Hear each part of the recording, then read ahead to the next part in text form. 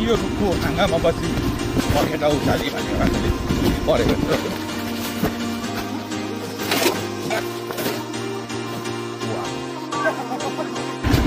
Bike त utility जस्तो गराउने भयो नि गाइस।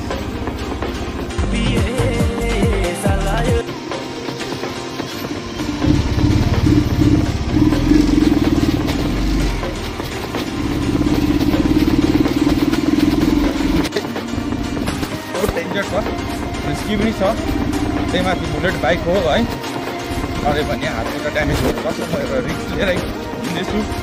हेरौँ अब अफरोडिङ च्यालेन्ज तपाईँहरूलाई। ल वाउ,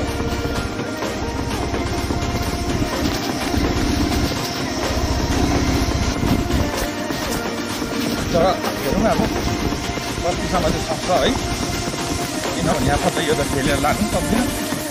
197 किलोको बाइक हो। मान्छे स्कुटी भए त म खेलेर माथि नै पुऱ्याइदिन्थ्यो हो।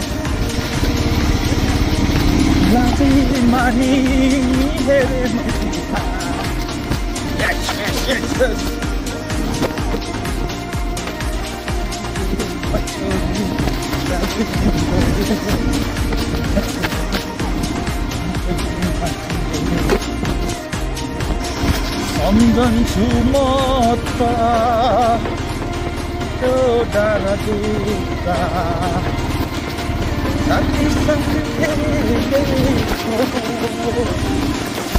राखेँ बाइकमै हल्ला आउनु थाल्यो नि।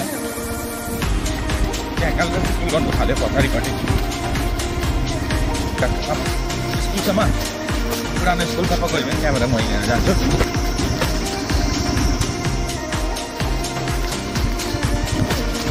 यो पनि एउटा च्यालेन्जिङ हो राइडर्सहरूको लागि है।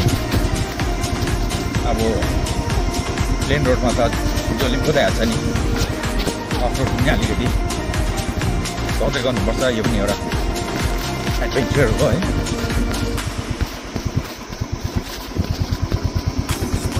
गाङथाङ घुङथुङ रोड चाहिँ त आमा साह्रो भरे त मलाई त।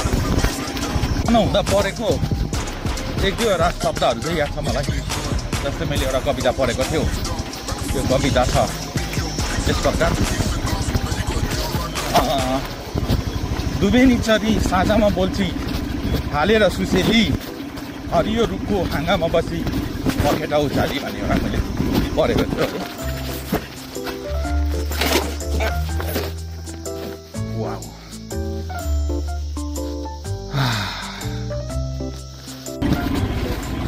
off-roading challenge.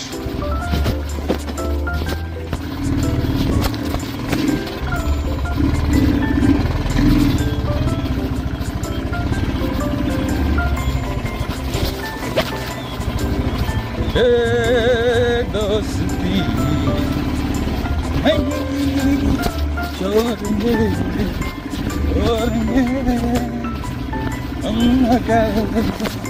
तेरा साथ ना छोड़ने।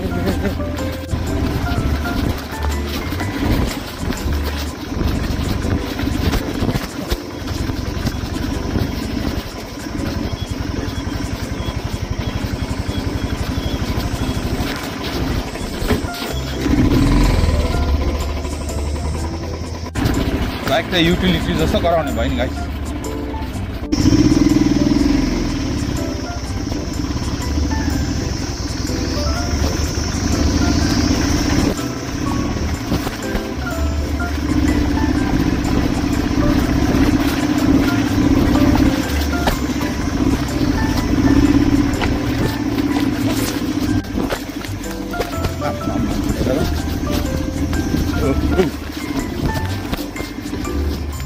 वाउ वाउ त मैले भनेको मात्रै उखारेर चाक दुखिसक्यो। आइया आइया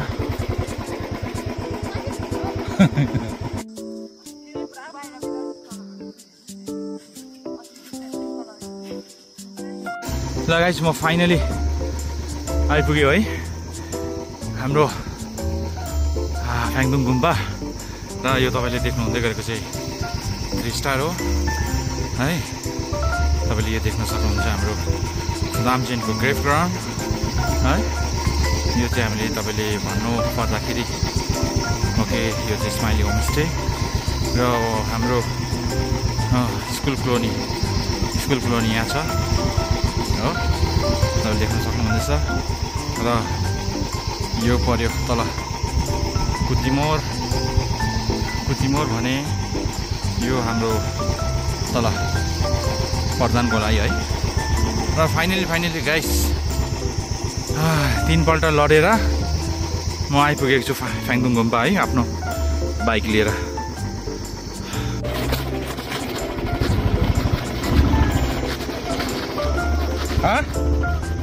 खोलेछ नि हौ